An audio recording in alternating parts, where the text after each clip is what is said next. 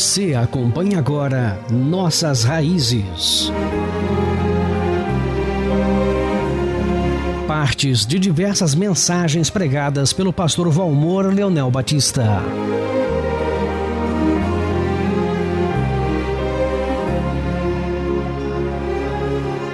Se teu irmão pecar contra ti, vai arguí-lo entre ti e ele só. Se ele te ouvir, ganhaste a teu irmão.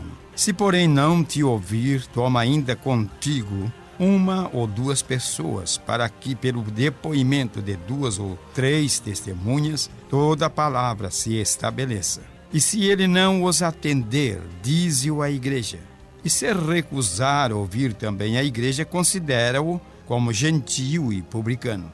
Em verdade vos digo que tudo o que ligardes na terra terá sido ligado nos céus, e tudo o que desligardes na terra terá sido desligado nos céus. Em verdade também vos digo que, se 2 dentre vós sobre a terra concordarem a respeito de qualquer coisa que porventura pedirem, ser-lhe-á concedida por meu Pai que está nos céus. Porque onde estiverem 2 ou 3 reunidos em meu nome, ali estou no meio deles. Então Pedro, aproximando-se, lhe perguntou: Senhor, até quantas vezes meu irmão pecará contra mim, que eu lhe perdoe? Até 7 vezes? Respondeu-lhe Jesus: Não te digo que até 7 vezes, mas até 70 vezes 7.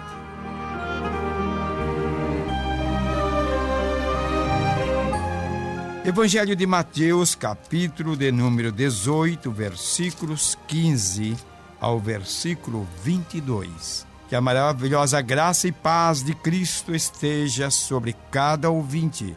Cada um dos que estão a nos ouvir possam ser edificados com esta palavra que nos traz uma mensagem muito importante para a nossa vida cristã diária no meio da igreja e da sociedade aonde estamos no dia a dia.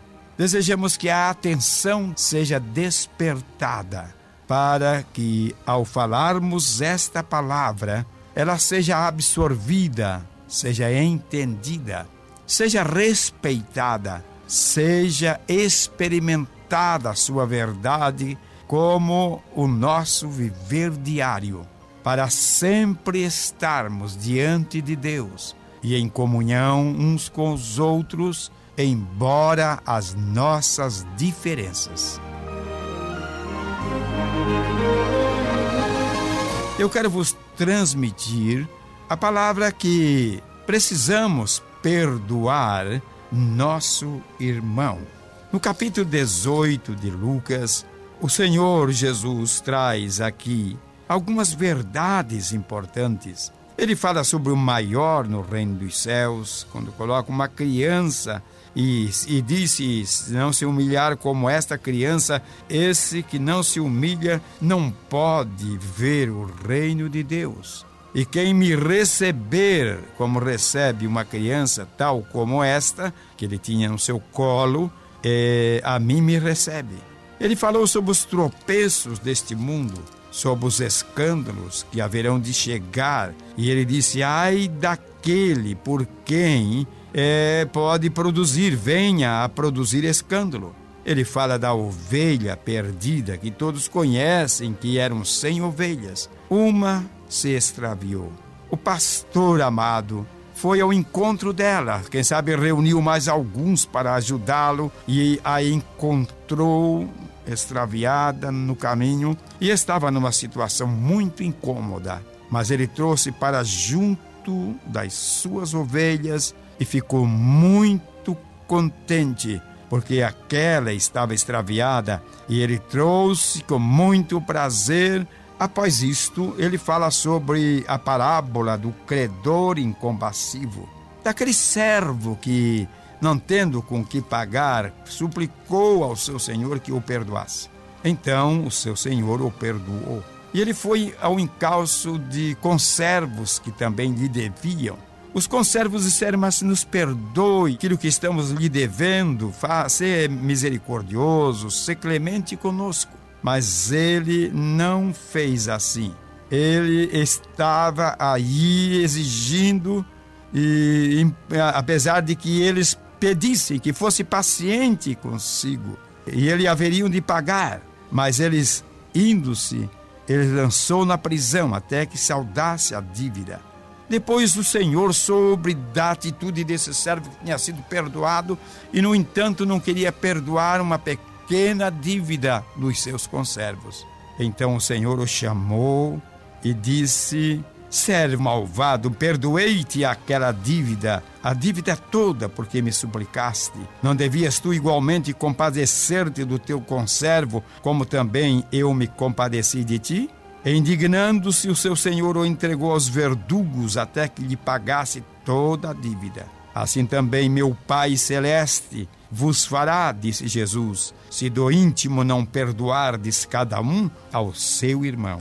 Encontramos estas palavras aqui nos versículos 15 a 22, quando então é-nos dada a lição para perdoar a um irmão culpado. Nesse texto, o Senhor Jesus Cristo expõe um método de restauração espiritual mediante a disciplina de um cristão professo que venha a pecar contra outro membro da igreja, aonde juntos estão servindo ao nosso Deus. Negligenciar este ensino de Cristo, meus amados, levará os crentes, eu e você, à transigência com o pecado. E logo mais adiante, essa igreja deixará de ser um povo santo de Deus. O que nós somos, afinal? Em 5:13 de Mateus está escrito que vós sois o sal da terra. Se o sal for insípido, com que se há de salgar? Para nada mais presta, senão para se lançar fora e ser pisado pelos homens. Os valores do sal: dar sabor e o poder de preservar da corrupção. O cristão, eu e você, devemos ser exemplo para o mundo e, ao mesmo tempo, precisamos lutar, militar contra o mal e a corrupção na sociedade. As igrejas mornas apagam o poder do Espírito Santo e deixam de resistir ao Espírito predominante no mundo. Elas serão lançadas fora por Deus. Como consequência, tais igrejas serão destruídas, pisoteadas pelos homens. Isto é, os mornos serão destruídos pelos baixos valores da sociedade ímpia. Temos um velho ditado que diz, e precisamos atentar para isto, que as más companhias corrompem os bons costumes. 1 Pedro 2:9 está aqui um versículo muito especial. Mas vós sois a geração eleita, o sacerdócio real, a nação santa, o povo adquirido, para que anuncieis as virtudes daquele que vos chamou das trevas para a sua maravilhosa luz. Esses são os que, vinculados na igreja do Senhor. Os crentes, os salvos, os cristãos verdadeiros, são a igreja. Os crentes são separados do mundo a fim de pertencerem totalmente a Deus e proclamarem o evangelho da salvação para a glória e louvor de Deus. A disciplina da igreja, aqui o Senhor diz, há necessidade de que se ouça testemunhas, trata da vida moral dos crentes, visa a recuperação de um que está em falta. Nós encontramos uma passagem bíblica quando Paulo trouxe uma admoestação aos Gálatas. No capítulo de número 6 e os versículos de números 1 a 5, diz assim: Irmãos, se alguém for surpreendido em alguma falta, vós que sois espirituais, corrigi-o com espírito de brandura, e guarda-te para que não sejas também tentado. Levai as cargas uns dos outros, e assim cumprireis a lei de Cristo. Porque se alguém julga ser alguma coisa, não sendo nada, a si mesmo se engana.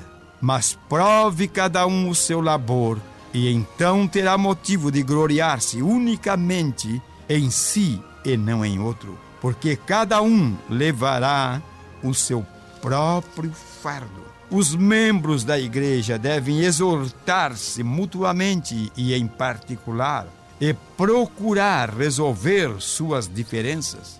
Só no caso de não haver arrependimento é que o problema deverá ser encaminhado às autoridades da igreja. Caso haja desrespeito à igreja, o culpado deve ser excluído da comunhão e tratado como a um pagão. Precisamos nos lembrar, primeiro, a prova da verdadeira conversão é a humildade perante Cristo e perante os homens. Segundo, a prova da inimizade a Cristo também está no fato de alguém fazer a algum outro tropeçar na fé. O propósito da disciplina na igreja, ou a disciplina eclesiástica, é manter a reputação de Deus no meio do seu povo, proteger a pureza moral, conservar a integridade doutrinária da igreja. Quarto, procurar salvar a alma do crente desgarrado. 5, restaurá-lo à semelhança de Cristo, servindo-o com um coração que o ama. 6, resultado dessa disciplina fará com que o crente seja restaurado na presença do Senhor.